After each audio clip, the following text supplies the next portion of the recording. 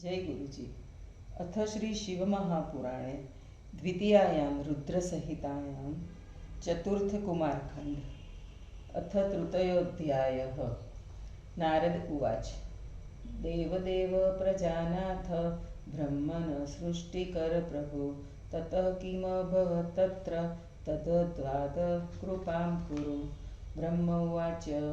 तस्मिन्नवसरे तात विश्वामित्र प्रतापवान् प्रेरितो विधिना तत्र गच्छत्प्रीतो यदृच्छया स दृष्ट्वा लौकिकं धाम तत्सुतस्य सुतेजस अभवत् पूर्णकामस्तु सुप्रसन्नो ननाम च अकरोत्सु नुतिं तस्य सुप्रसन्नेन चेतसा विधिप्रेरितवाग्भिश्च विश्वामित्र प्रभाववित् ततः सोऽभूत्सु तत्तत्र सुप्रसन्नो महोतिकृत् सुप्रहस्य धृतमहो विश्वामित्रमुवाच च। शिवसुत उवाच। शिवेच्छया महाज्ञानिन् कस्मात्त्वमिहागत संस्कारं कुरु मे तात यथावद्वेदसस्मितम् उदारभ्य पुरोधास्त्वं भव मे प्रीतिमावहन् भविष्यसि सदा पूज्य सर्वेषां नात्र संशय। ब्रह्म उवाच। इत्याकर्ण्यवचस्तस्य सुप्रसन्नो हिगाधिज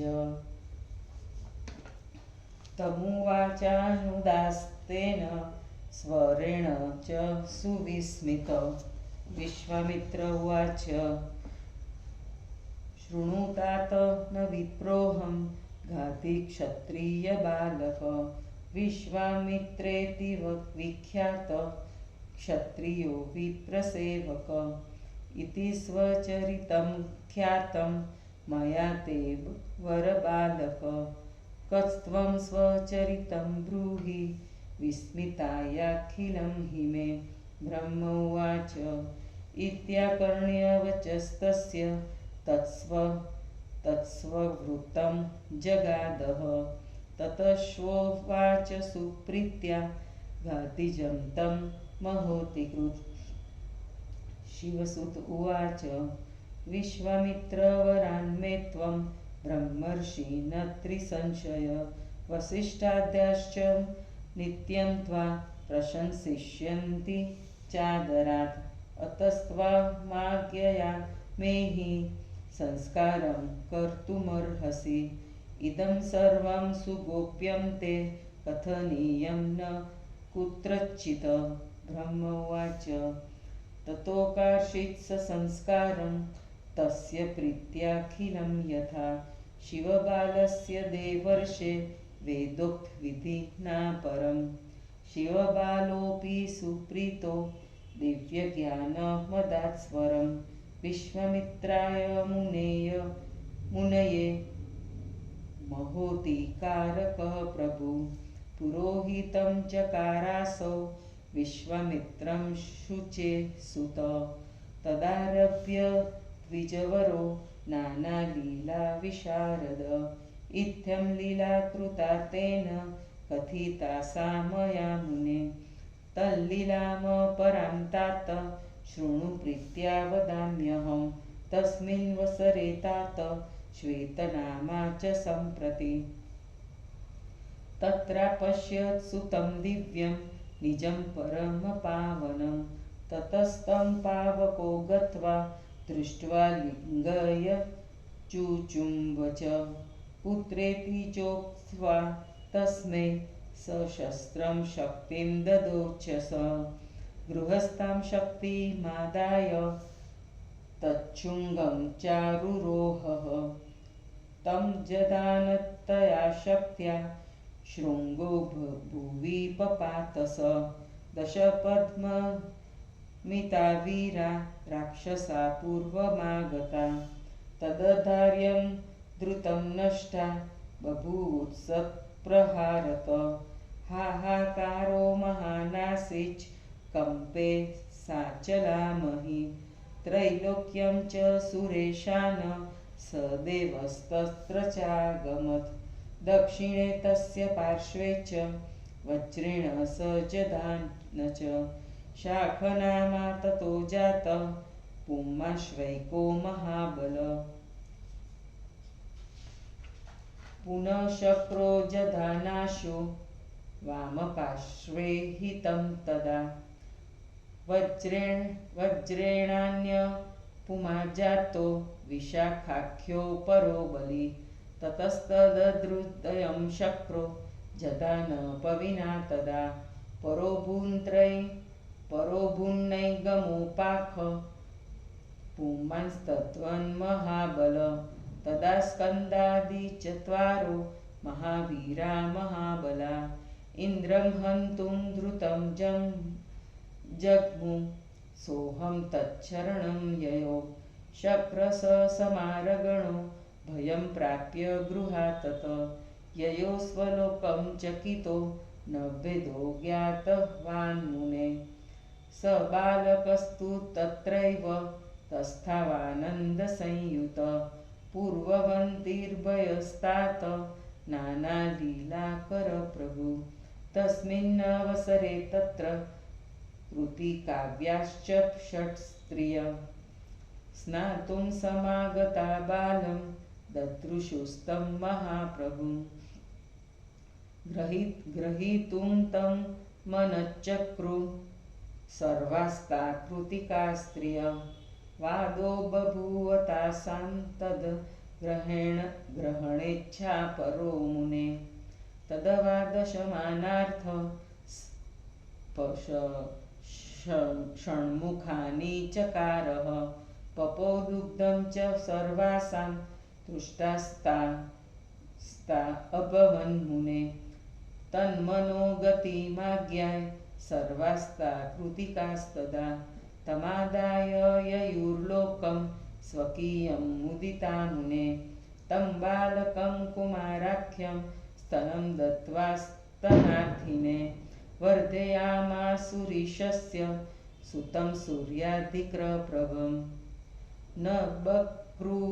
न चक्रुर्बालकिं याश्र लोचनानामगोचरं प्राणेभ्योऽपि प्रेमपात्रं य पोष्टा तस्य पुत्रक यानि यानि च वस्त्राणि त्रैलोक्ये दुर्लभानि च ददुस्तस्मै च ताप्रेम्णा भूषणानि वराणि वै दिने दिने ता पुपुषुर्बालकं तं महाप्रभुं प्रशंसितानि स्वादुति भोजयित्वा विशेषत अथैकस्मिन् दिने तात स बालः कृतिकात्मज गत्वा देवसभां दिव्यां सुचरित्रं चकारः स्वं महो दर्शयामास देवेभ्यो हि महाद्रुतं स विष्णुभ्योऽखिलेभ्यश्च महोतिकरबालक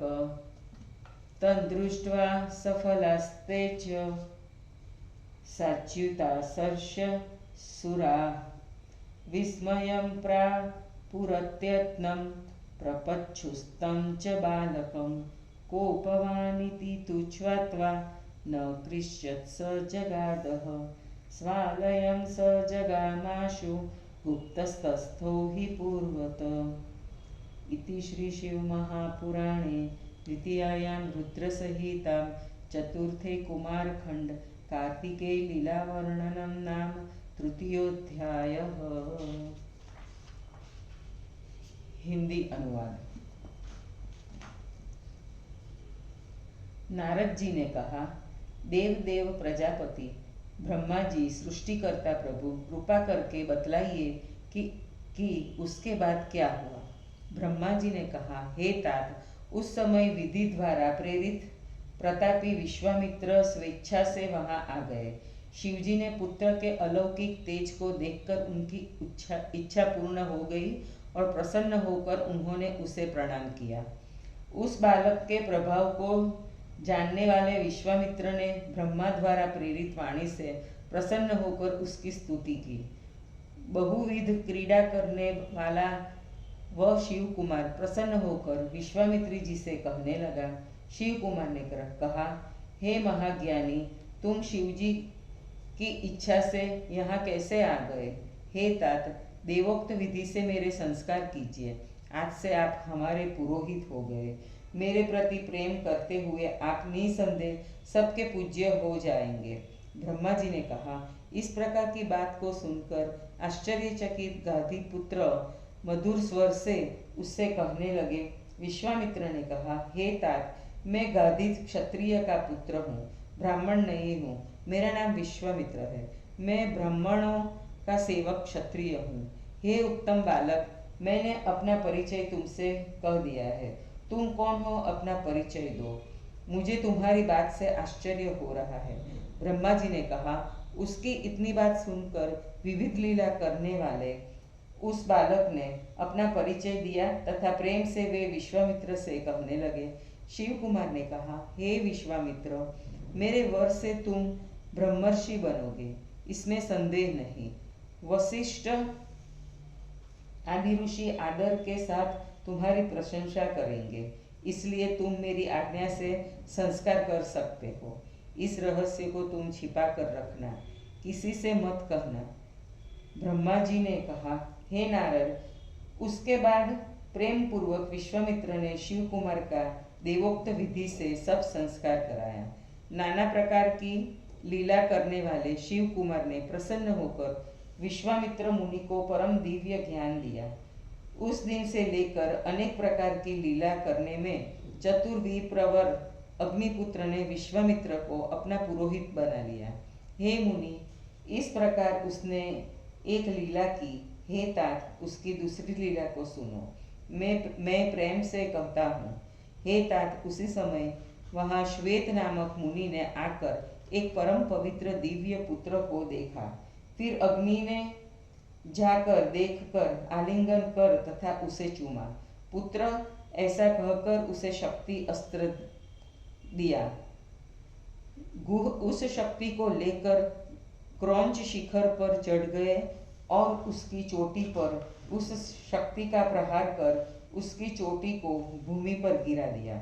यह देखकर पहले दम पद्मवीर राक्षस उसे मारने के लिए आए। उस शक्ति के प्रहार से वे शीघ्र नष्ट हो गए। उस समय हाहाकार मच गया। पहाड़ों के साथ भूमि कांपने लगी तथा तीनों लोग कांपने लगे। देवराज इंद्र भी वहां आ गए। इंद्र ने उस बालक के दाहिने अंग में वज्र का प्रहार किया तो उसमें से शाख नामक महान बलवान पुरुष पैदा हुआ। फिर इंद्र ने उसके वाम भाग में वज्र का प्रहार किया तो वहां से विशाख नाम का महाबली पुरुष निकला। तब इंद्र ने उस बालक के हृदय पर वज्र का प्रहार किया तो वहां से नैगम नाम का एक महान बलि पुरुष निकला। तब स्कंद आदि 4 महाबली महावीर देवराज इंद्र को मारने के लिए शीघ्र गए। तब इंद्र इनके शरण में गए। हे मुनि, इंद्र देवताओं के साथ डरकर तथा चकित होकर अपने लोक को चला गया, परंतु उसे इस बात को भेद मालूम नहीं पड़ा। हे तात, अनेक प्रकार की लीला करने वाला वह बालक प्रभु आनंद के साथ पहले की भ्रांति निर्भय होकर वहीं स्थिर रहा। उसी समय कृतिका नामक वे 6 स्त्रियां वहां स्नान करने के लिए आई और उन्होंने उस महाप्रभु बालक को देखा। वे सभी कृतिकाएं उस बालक को पकड़ना चाह रही थी। हे मुनि, उसे लेने के संबंध में उनके बीच में झगड़ा पैदा हो गया। उनके विवाद को शांत करने के लिए उस बालक ने 6 मुख धारण कर लिए और हे मुनि, तब उन्होंने सभी का स्तनपान किया और वे सब प्रसन्न हो गई। हे मुनि, उस बालक की मनस्थिति को समझकर वे 6 कृतिकाएं उसे लेकर प्रसन्नता से अपने लोक को चली गई।